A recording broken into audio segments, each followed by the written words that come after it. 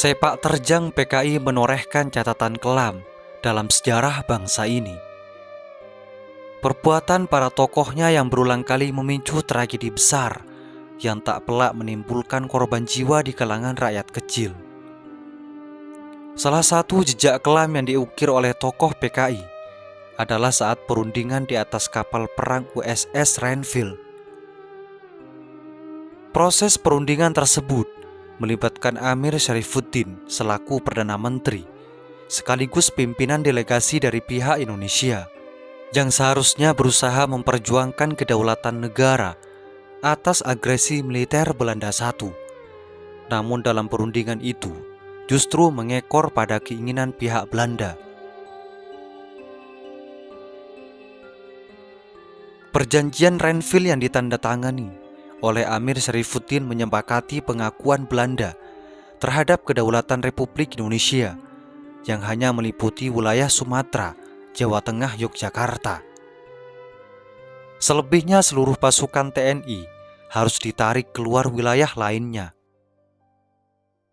Usut punya usut, ternyata keputusan Amir Syarifuddin untuk menandatangani perjanjian yang merugikan pihak Indonesia tak lepas dari kedekatan Amir Syarifuddin dengan Van der Plas atau Gubernur Jawa Timur era Hindia Belanda,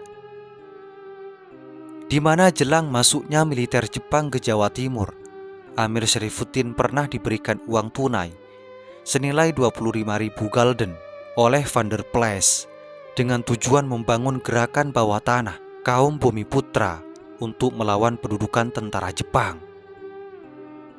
Namun sayangnya uang tersebut dipergunakan untuk keperluan pribadi Amir Syarifuddin.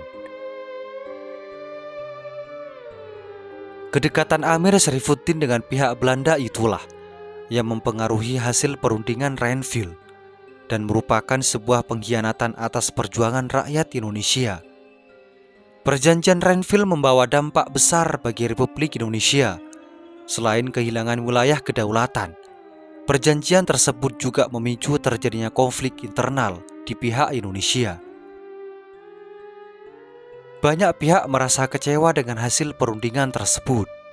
Imbasnya adalah meruncingnya pertentangan antara kaum komunis PKI dengan Masyumi dan PNI,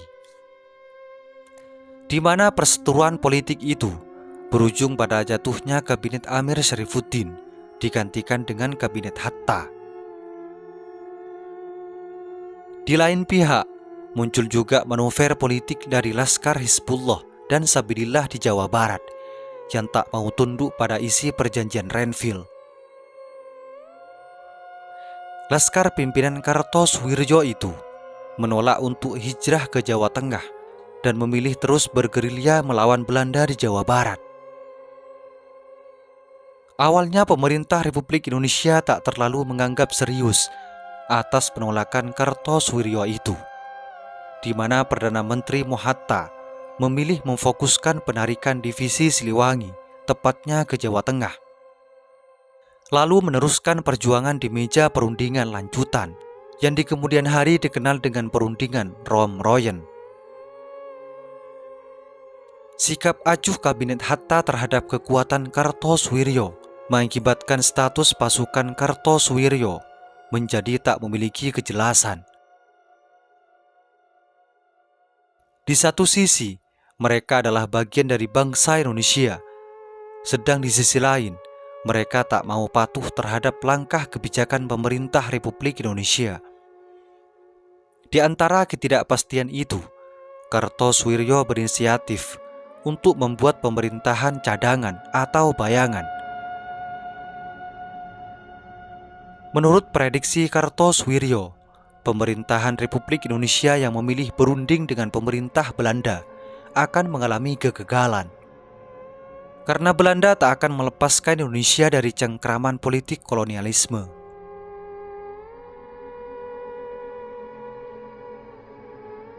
Untuk mengantisipasi runtuhnya pemerintahan Indonesia yang diprediksi akan kembali diperdaya oleh Belanda, maka secara sepihak Kartosoewirjo mendeklarasikan berdirinya Darul Islam atau negara Islam dengan laskar di bawahnya sebagai Tentara Islam Indonesia atau TII yang di kemudian hari dikenal dengan DITII. Karena secara hukum internasional saat itu, DITII berada di luar teritorial Republik Indonesia, maka pemerintah Indonesia menganggap bahwa itu bukan problem mereka, melainkan problem Belanda.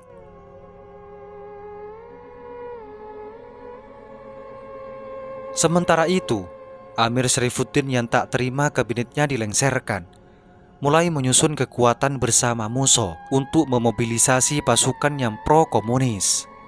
Kemudian keduanya memproklamirkan negara Soviet Indonesia. Semoga bermanfaat.